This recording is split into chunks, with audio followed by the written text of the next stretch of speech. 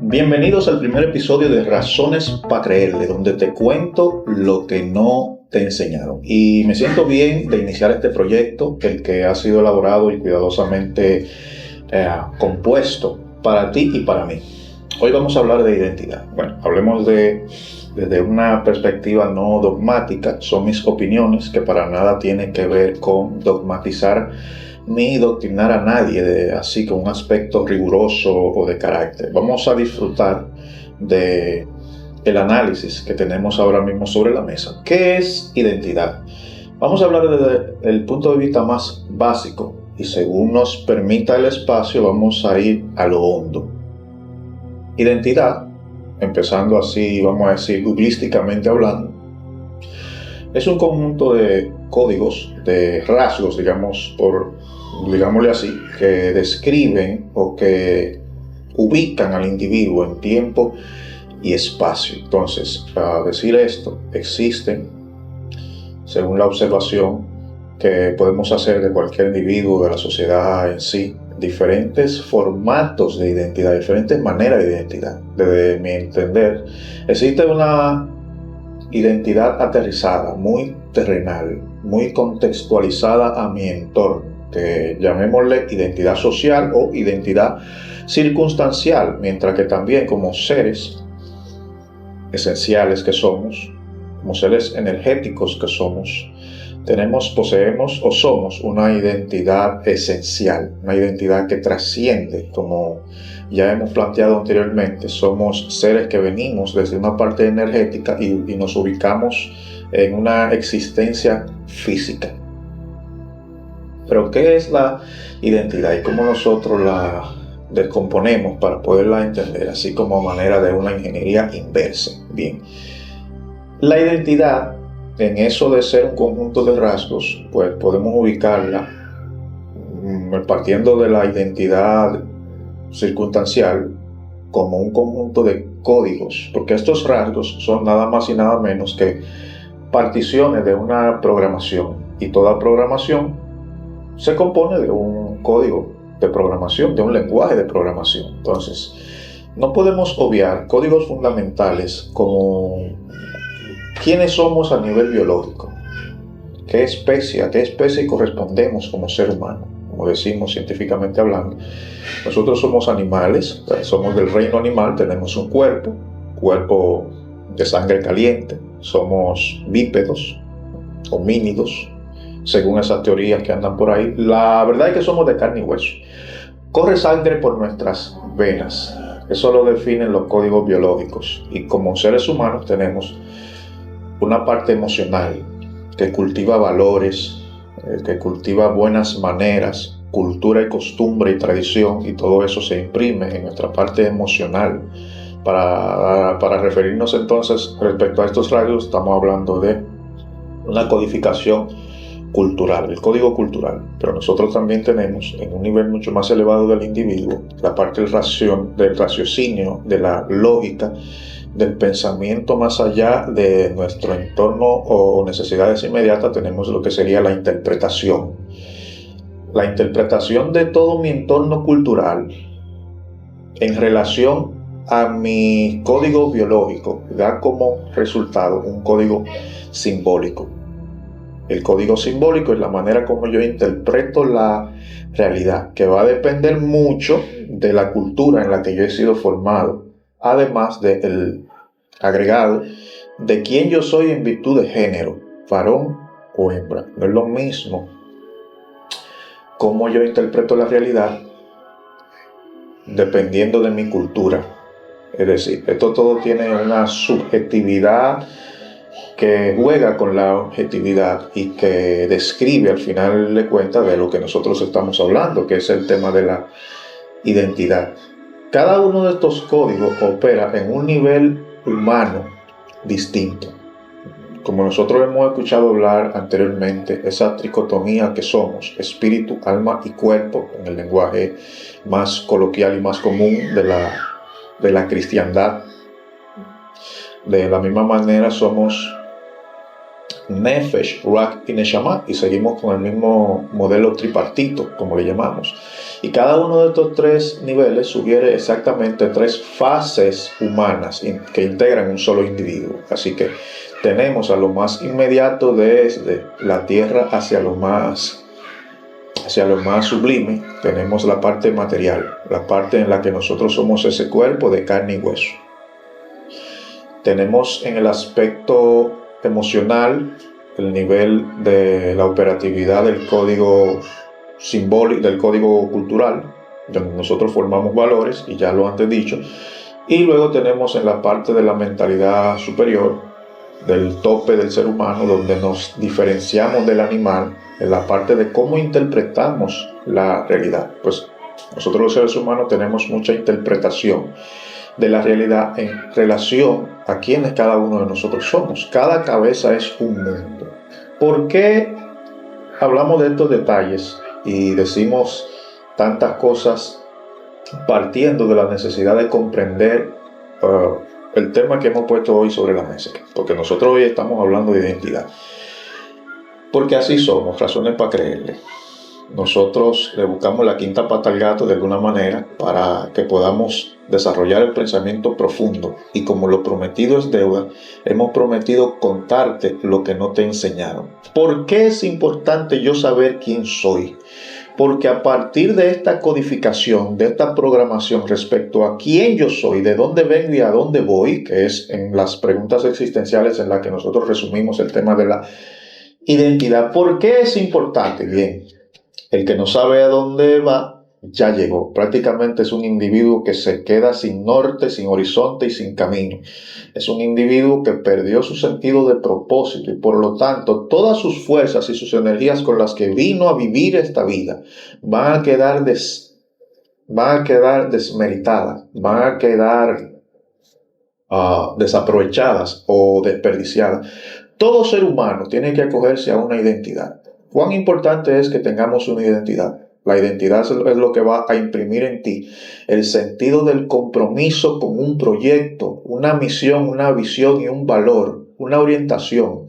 Nosotros todos somos enviados a la vida como puntas de lanza, como una flecha. Necesitamos tener un norte, necesitamos tener un objetivo al que atinar, y eso es lo que va en cierta medida a regular que nos va a atribuir un ritmo y nos va a dar un sentido. El ser humano tiene la necesidad de corresponder a un grupo social. El sentido de la identidad tiene que ver con el sentido de la pertenencia. Yo necesito saber que pertenezco a algún grupo familiar, a algún grupo humano, que soy de alguien, que me corresponde una tierra, que yo correspondo a Dios y Dios corresponde a mí. Entonces, en términos aterrizados, vamos a acogernos a la identidad que tiene como norte o como fundamento o como sustento de vida moral, ética y espiritual los términos de las sabidurías bíblicas, y decimos: ¿qué dice Dios que yo soy? Desde el Génesis se establece que Dios creó la tierra con su palabra, con su grabar, formó en esa figura antropomórfica. Tenemos que tenemos la figura en la mente que Dios, con un cuerpo humano, está formando barro como todo un alfarero, y que de esta manera conforma nuestro cuerpo. Luego, y todo eso en silencio, a diferencia de todo lo demás creado, sopla de sí, insufla en ese muñeco de barro un aliento. Su aliento de vida nos sopla lo que se sugiere que es ahora nuestra parte inmanente, nuestra parte energética, nuestra parte no materia, dentro de un ser inminentemente físico, ese cuerpo de barro. Y esa conjunción entre ese barro físico y entre esa parte objetiva física y esa parte energética que sugiere ser el Espíritu de Dios, el aliento de Dios mismo, la conjunción de estas dos partes forma lo que se llama el ser humano. Entonces ahí surge lo que se le llama alma. La Biblia dice que nosotros somos, a partir de ahí, nefesh, alma viviente. Y como alma viviente, entre tantas cosas que conforman parte de nuestra identidad, la identidad entre todo lo que somos, entre todo lo que es la cantidad de cosas que dice que nosotros somos. Porque una de las preguntas existencialistas respecto a la identidad es: ¿quiénes somos? Lo primero que somos es alma viviente. ¿Qué es lo que significa que nosotros somos alma viviente? Lo primero es que somos hechos para vivir en una acción dinámica. Alma viviente sugiere una acción dinámica. Somos vivientes, entes vivos, entes para la vida. Nosotros somos para la vida. Y a partir de despertar nuestra conciencia, o mejor dicho, a partir de esto, nosotros despertamos nuestra conciencia. ¿Cuán importante es que yo sepa ubicarme en una identidad? Sepa quién soy mínimamente y a quién correspondo y dónde pertenezco. Es porque a partir de saber quién soy, de tener conocimiento de quién soy, es que yo voy a ir despertando mi conciencia. Y en virtud de esa conciencia que se apoya en una identidad, entonces yo voy a generar un pensamiento coherente con esa conciencia que se apoya en una identidad. Y luego de ese pensamiento voy a producir un sentimiento y una emoción que se apoya en esa conciencia, que se inclina sobre esa identidad, y que a la vez todos mis actos visibles, mis acciones, mi manera de conducirme por la vida, mi personalidad, van a ir coherentes con quien yo soy. Digamos, un individuo no sabe y está carente de este conocimiento de quién es, de su identidad, de su punto con qué identificarse en la vida. Carece, por lo tanto, del sentido de ubicación respecto a tiempo y espacio. Bien, y llegando a este punto de lo antes dicho, vale la pena aclarar que hay aspectos de la codificación biológica que son inmaleables. Desde lo biológico somos varón o hembra, además de otros factores, pero quiero enfatizar que es la parte que implica la identidad sexual, la identidad de género. Esto es un aspecto que genera mucho conflicto, pero este no es el episodio donde podemos desarrollar esto. Vamos a concentrarnos en la codificación cultural. ¿Qué es el código cultural? El código cultural trata aspectos del nombre y la influencia que tiene psicológicamente mi nombre en mí, mi familia, mis padres, mi cultura heredada, las religiones en sentido general, si soy de identidad judío, cristiano, budista, ateo, chamán, lo que sea. Todas estas cosas son las que sí ahora vamos a desarrollar. ¿Quiénes somos? Según la Biblia, cuando nosotros fuimos creados, hemos sido creados de la mano de Dios. Dios, operando como un alfarero, como ya lo hemos dicho, ha creado una pieza de barro e insufló, sopló lo que se le llama el aliento de vida. De ahí que yo me atrevo a decir, recuerden que esto es un análisis muy particular, muy personal, que nosotros somos un híbrido entre una parte barro, que representa el mundo físico, la total fisicalidad que ocupamos, y un aspecto inmaterial, energético. Me atrevo a decir que ese soplo es la chispa divina, como dicen los sabios en algunas filosofías. Entonces nosotros somos ese compuesto bien conjugado entre lo físico y lo no físico. De ahí que nosotros existimos. A partir de ahí empezamos a ser seres humanos, pero me atrevo a decir aún más allá. Pero tú que me estás escuchando ahora, agárrate que vamos un poco más a fondo.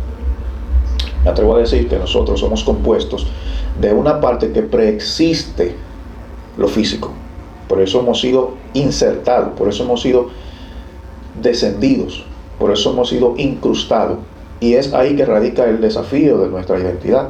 Aquella forma de ser, aquella esencia energética que somos, es nuestra identidad previa a toda la que corresponde al constructo social agregado a nuestra circunstancial, a nuestra realidad circunstancial, a nuestra realidad terrenal. Por ejemplo, Antes de ser evangélicos, antes de ser católicos, judíos, cristianos, antes de ser algo o alguien dentro de este contexto tierra, ya nosotros venimos con una información, somos divinidad, somos luz. Y este no es un lenguaje extraño en relación a la Biblia, que es nuestro punto referenciador ahora. Pues hemos sido creados y tenemos a Adán en un cuerpo presuntamente andrógino, y ahí es que te la voy a poner un poco más complicada.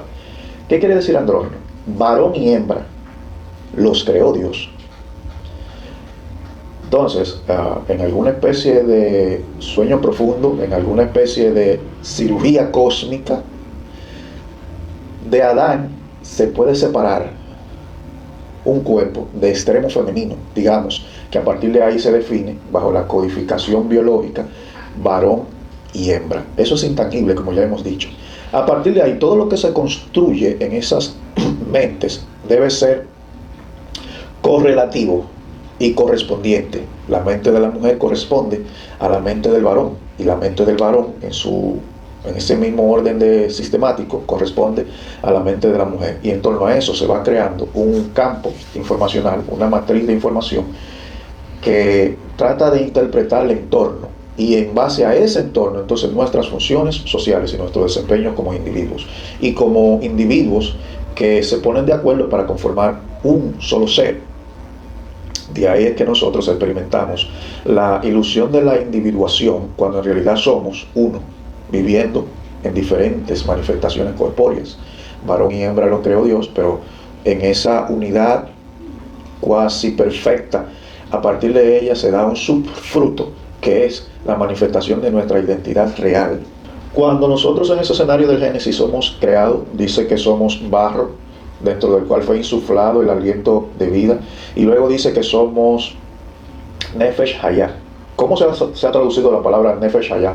Almas vivientes. Lo primero que dice y establece la Biblia que somos es alma viviente. Somos un ente de vida, somos un ente que vive, somos un ente de vida, somos un ente para vida, y en esa asignación ya nosotros comprendemos el propósito y la razón de nuestra existencia.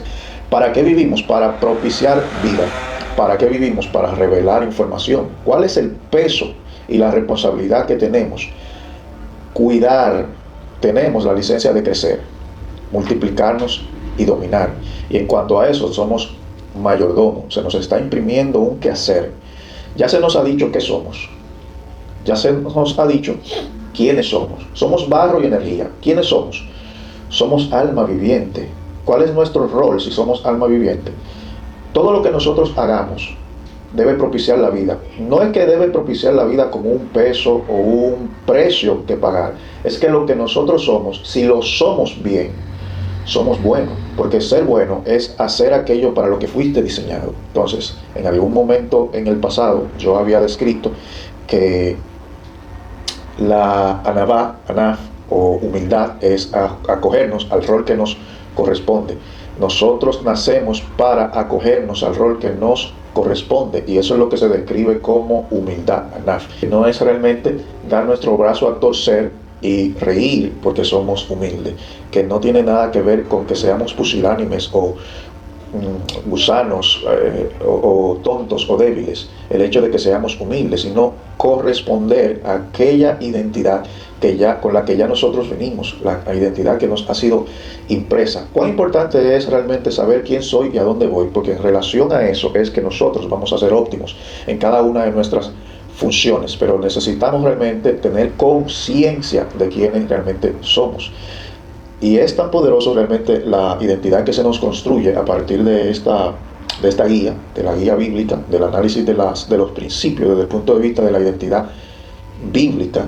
Pues es importante el tema de la identidad para ir construyendo en mí un carácter y darme un sentido de vida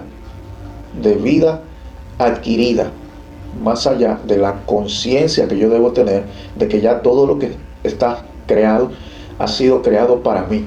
Solo cuando entendemos quiénes somos es que podemos cultivar la conciencia del ser, y es que podemos de manera legítima estar conectados a cada uno de nuestros actos y podemos generar la intención de vida, la kavaná, con la que vamos a manifestar esos niveles de crecimiento, multiplicación y dominio. Hay algo muy importante en el Génesis, y es que ninguna de las especies de flora que existían en la tierra detonaron, es decir, se activaron, germinaron, sino a partir de la creación del hombre.